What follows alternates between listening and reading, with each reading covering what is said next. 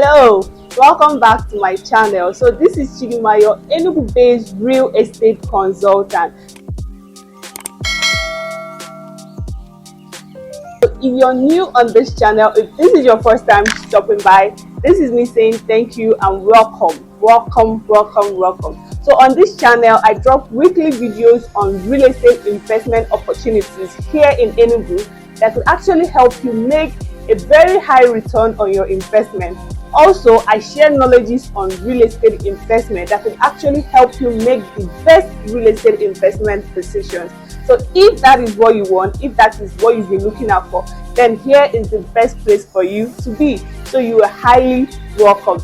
But if you're an old-time subscriber, you've been here all this while, being with your girl through thick and thin, this is me saying thank you very much. I really appreciate you.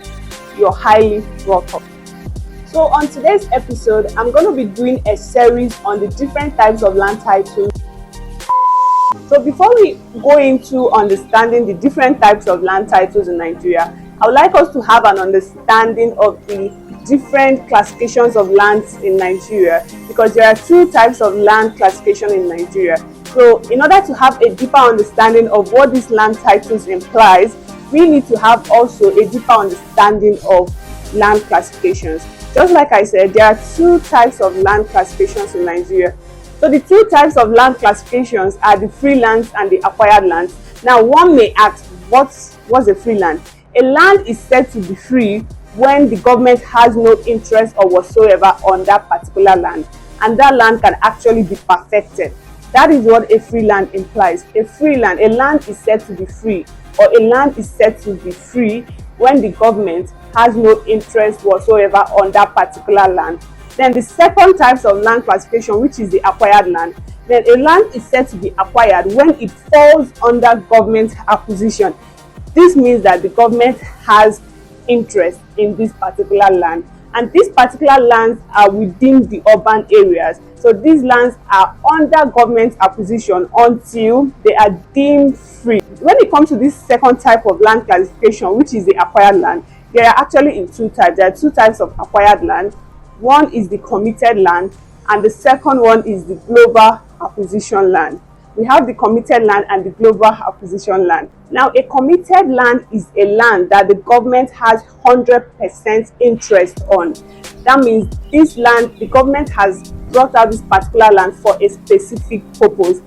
Either ways, is either they want to use it to build a particular infrastructure for the indigenes, or the government mapped out this particular land for a specific purpose. That is what a committed land is. And it is advisable that you don't purchase a land that is committed.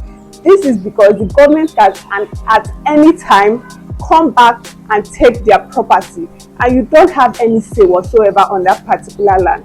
Government can come back and demolish whatever property that is on such land, and in such cases there are no compensations. So it is advisable that before you purchase a particular land, that you carry out your due diligence for that land. Go to Ministry of Land, do a land survey, and find out all that you need to find out concerning that particular land.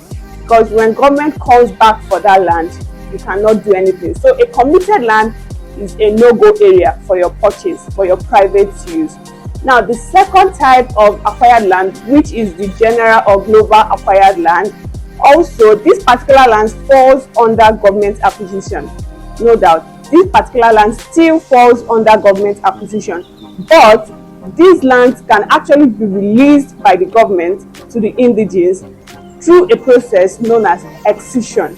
Now, in my next video, I'm going to be explaining to you what excision is all about. Now, the question is excision a land title? Because some properties might actually have excision in process as a land title. Now, you would need to find out if excision in process is a land title or not. So stick around so that in my next video, you would have an understanding of what excision is all about, the processes, and what it takes to go through excision.